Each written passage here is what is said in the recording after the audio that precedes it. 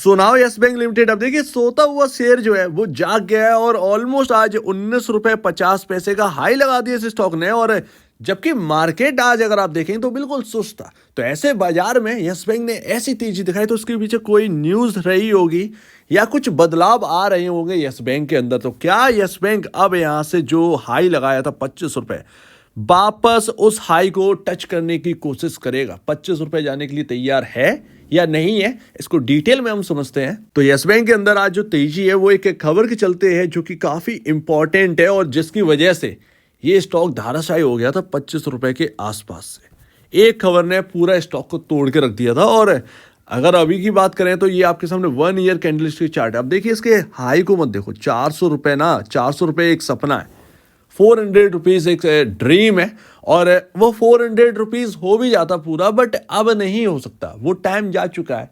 क्यों जा चुका है? क्योंकि तब नंबर ऑफ शेयर्स 250 करोड़ थे, आज नंबर ऑफ शेयर्स 10 टाइम है। सो दैट 400 की तो अब बात ही नहीं है, समझ रहे हैं ना। लेकिन खैर ये बात की बात है। फिलहाल अगर आप देखें तो यस बैंक का जो हाई है इस साल का वो 25 रुपए के पास है, ऑलमोस्ट 25 रुपए के पास है।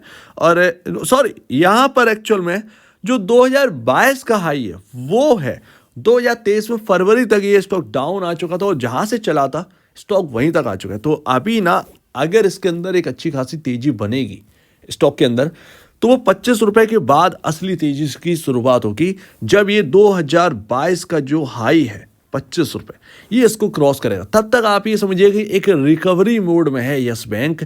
तब तक तेजी असली नहीं हो सकती जब तक ये 25 रुपए पार ना करे। तब से आप रिटर्न गिनना स्टार्ट करिएगा जब ये 25 रुपए पार क्रॉस करेगा। तो यस बैंक ने, जो आपको पता ही होगी, जेसी फ्लावर को अपने जो असेट्स हैं जो यहाँ पर बेच दिए थे वहां से खबर आती हुई दिखी है। पोर्टफोलियो एनपीए पोर्टफोलियो अपडेट यहाँ पर मिला है और उसकी वजह से एक्सपर्ट अब यहाँ पर मान के चल रहे हैं कि यहाँ पर और अपसाइड आएगी यस बैंक के अंदर। यस बैंक के अंदर टारगेट जो है ना वो भी दिया है कि कहां तक यस बैंक जा सकते, तो उसको भी हम देखेंगे। तो अभी यहाँ पर 120 करोड़ रुपए का रिसिप्ट जो है वो मिल चुका है यस बैंक के पास। 120 करोड़ आ चुके हैं। अब जो एनपीए पोर्टफोलियो जो जेसी फ्लावर एआरसी को दिया था वहां से आपको मिलता हुआ दिख रहा है, यानी कि रिकवरी अब थोड़ा थोड़ा स्टार्ट है और देखते हैं यहाँ पर क्या होने वाला है। बट अगर यहाँ पर आप टारगेट की बात करें कि यस बैंक का जो टारगेट है वो कितना है, 22 रुपए, 22 रुपए से 22 रुपए 40 पैसे, ये बात करी गई है कि अभी जो है यस बैंक जा सकता है। और यस बैंक के यहाँ पर जो है सुमित बगड़िया यहाँ पर एक्सपेक्ट कर रहे हैं कि और अपसाइड यहाँ पर होगी। ये 19 रुपए 40 पैसे पर नहीं रुकेगा, ये अब रुकेगा कहीं ना कहीं 22 रुपए 40 तक, यानी कि 2-2.5 रुपए 3 रुपए की तेजी अभी और बनना बाकी है। चलिए ये बात तो ठीक है, लेकिन अब असली बात शुरू करते हैं। अब थोड़ा सा माहौल जो है ना वो कंफ्यूजिंग वाला हो गया है यस बैंक के अंदर कि निवेशक जो है ना वो एक्चुअल में यहाँ पर इसके प्राइस को देख रहे हैं। 90% जो निवेशक हैं वो सिर्फ देख रहे हैं कि 400 से एक वैल्यूएबल कंपनी का स्टॉक गिर गया है 400 रुपीज से। और ज्यादातर अगर रिटेल निवेशक की बात सुनेंगे तो वो ये कहें कि यस बैंक जो है ना, पहले भी यही कहते थे अभी भी यही कहते हैं, 200 रुपए यस बैंक 200 रुपए जाएगा, यस बैंक 400 रुपए जाएगा, काफी लोगों का कहना है। लेकिन अब ना स्टोरी जैसा कि मैंने अभी आपके सामने बताया कि कब थे 250 करोड़, अब यहां पर 2500 करोड़ से ऊपर नंबर ऑफ शेयर्स ऑलमोस्ट हो चुके हैं यस बैंक की, total number of shares market के अंदर। तो वो 10 टाइम इंक्रीज हो चुका है नंबर ऑफ शेयर्स में।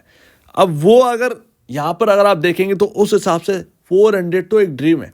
400 पर जाने का मतलब ये है ना कि आपका एचडीएफसी बैंक से भी बड़ा बैंक बन जाएगा यस बैंक। अब ऐसा ये पॉसिबल है या नहीं है ये आप खुद ही समझ लीजिए। हालांकि एक वक्त होगा, लेकिन वो कौन सा वक्त है फिलहाल 10 साल या 15 साल में ये तो नहीं दिखने वाला, क्योंकि एचडीएफसी बैंक कुछ एक टाइम में नहीं बनी है, उसके लिए देना पड़ा है टाइम, और जितना आप टाइम दे सकते हैं। और यस बैंक में भी कहीं ना कहीं वैसे ही होगा। यस बैंक एक ट्रैक पर आया है और जब एचडीएफसी जैसा कमाएंगे तो इनकी वैल्यू भी कुछ वैसी ही होगी और तब यहाँ पर आप कहिएगा कि 400, लेकिन वो बहुत दूर का टाइम है, वो बहुत लंबा टाइम है। आप कह सकते हैं कि अर्थ से मार्स तक जाने का या फिर और उससे आगे जाने का जो लाइट ईयर जाएंगे ना, वो आप कह सकते हैं कि ऐसे ही है कुछ यहाँ पर सेम टू सेम। तो अभी 55,274 करोड़ की कंपनी है यस बैंक, और ऑलरेडी अगर आप देखेंगे इसका पी रेशियो जो कि बैंकिंग में सबसे महंगा या कह सकते हैं कि प्राइवेट बैंकिंग में सबसे महंगा स्टॉक है यस बैंक लिमिटेड, और जो इसका पी रेशियो है वो है 66.07 और इंडस्ट्री चल रहा है बैंकिंग का 18.41, यानी कि आप हिसाब लगा लीजिए ऑलमोस्ट 3.5 गुना के आसपास अपने इंडस्ट्री पीयर कंपैरिजन हाई चल रहा है पी रेशियो। तो सिंपल है, अब इतना महंगा ऑलरेडी है, उसको कितना स्ट्रेच करेंगे इस वक्त तो नजर नहीं आ रहा। ठीक है, ऑलरेडी पहले से ही है, पॉसिबल है। ये 25 रुपए कोई बड़ी बात थोड़ी है, 25 रुपए कोई बड़ी बात थोड़ी है, बट ये टिक पाएगा दोबारा या नहीं टिक पाएगा वो तो 25 रुपए जाने पर ही पता चलेगा एक्चुअल में। लेकिन हाल फिलहाल में ये स्टॉक जो पी रेशियो है उस हिसाब से तो बहुत महंगा है, और वो इसीलिए महंगा है क्योंकि आप कंसोलिडेट प्रॉफिट देखिए 228.64 करोड़, कोई बुराई नहीं है, प्रॉफिट हो रहा है। लेकिन उसमें क्या है कि यहां पर ना आपका जो प्रॉफिट है नंबर ऑफ शेयर्स इंक्रीज होने की वजह से, ठीक है ना, नंबर ऑफ शेयर्स इंक्रीज होने की वजह से अर्निंग पर शेयर जो है ना वो अब ज्यादा बटने लगा है, ज्यादा डाइल्यूट हो गया भैया इस वक्त। So that earning per share ना आपका 0.08 है, और अगर आप ऐड करेंगे 4 क्वार्टर का, जो कि यहाँ पर जो है आपको जो पी रेशियो देखते हैं तो आपको इससे ही पता चलेगा सारी की सारी जो स्टोरी है वो अर्निंग पर शेयर से ही है। ईपीएस आपका क्या बोलता है, कहानी बनाता है ये पूरा ईपीएस।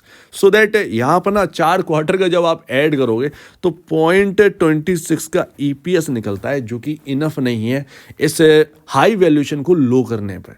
ठीक है, कोई बुराई नहीं है। यस बैंक क्या है कि आप सोचें कि यहाँ से क्रैश हो जाएगा, ऐसा नहीं है, बिल्कुल भी नहीं है।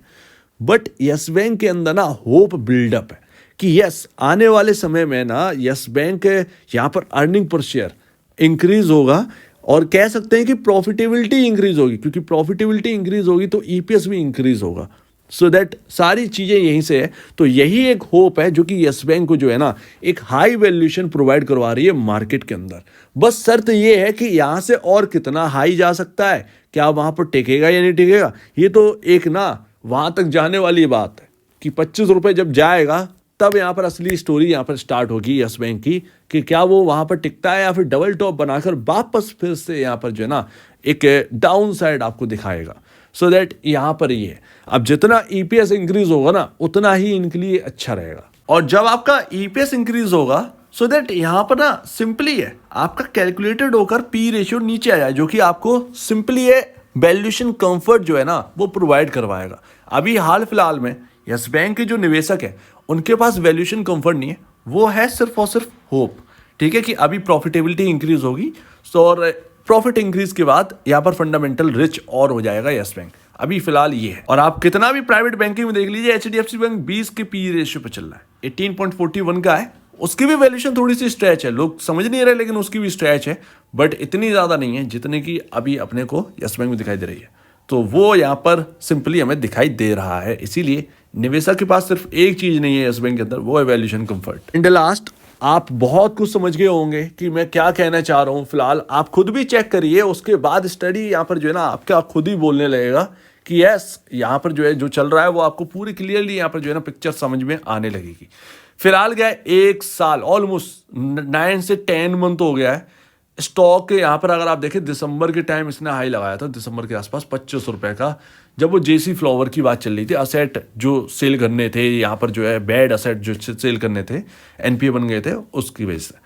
ठीक है, यहाँ पर ना एक गैप छूट गया था जो कि 19 रुपये 70 पैसे तक है, और ऑलरेडी मैंने आपसे कहा था कि ये गैप फिल करने कभी ना कभी यस बैंक आएगा। अभी हाल फिलहाल में आ जाए, लेकिन अगर थोड़ा सा और स्ट्रेच होगा यस बैंक के अंदर जो खबरें चल रही हैं तो वो यहाँ पर आएगा जरूर, ये गैप जरूर फिल करेगा। तो जो लोग फंसे हैं वो इस गैप फिल करने का इंतजार कर, वही कहीं ना कहीं यहाँ पर होता हुआ दिखा है।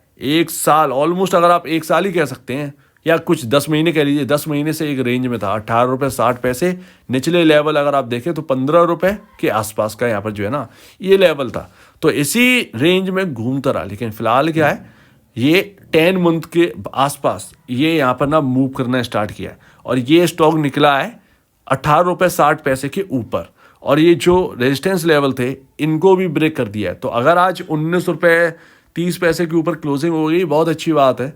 19 रुपये 60 पैसे पर देखिएगा, अगर 19 रुपये 60 पैसे के ऊपर चलना स्टार्ट करता है, 19 रुपये लिख देता हूँ, 19 रुपये 60 पैसे अगर इसके ऊपर चलना स्टार्ट करता है तब तो बहुत ही अच्छा रहेगा यस बैंक के अंदर, फिर कहीं ना कहीं आपका 22 रुपये आ जाएगा, पॉसिबल है। और अगर एक बार 22 रुपये आ गया तो 22 रुपये पर जरूर रिव्यू करिएगा, क्योंकि अगर एक बार 22 टूटना स्टार्ट हुआ, उसके ऊपर चलना स्टार्ट हुआ, तो फिर आपका जो हाई है 25 रुपये, वो कहीं ना कहीं आपके सामने आता हुआ दिख ही जाएगा। और 25 रुपये पर असली टेस्टिंग हो गई, वो तो फिर बात की बात है, फिर तब रिव्यू करते रहिएगा, सिंपल सी बात है। फिलहाल ये इंपॉर्टेंट लेवल्स कहाँ है, 18 रुपये 60 पैसे, 18 रुपये 60 पैसे को अपना इंपॉर्टेंट लेवल मान के चलिएगा, क्योंकि ये जो टॉप्स है ना, ये टॉप अब इनको क्रॉस करके निकला है, तो जो रेजिस्टेंस थे वो अब सपोर्टिंग लेवल की तरह काम आएंगे। तो 18 रुपये 60 पैसे मुझे लगता है ये एक अच्छा लेवल होगा, इस पर ध्यान रखिए। सो उम्मीद है आप यस बैंक खराब नहीं है, खराब नहीं है,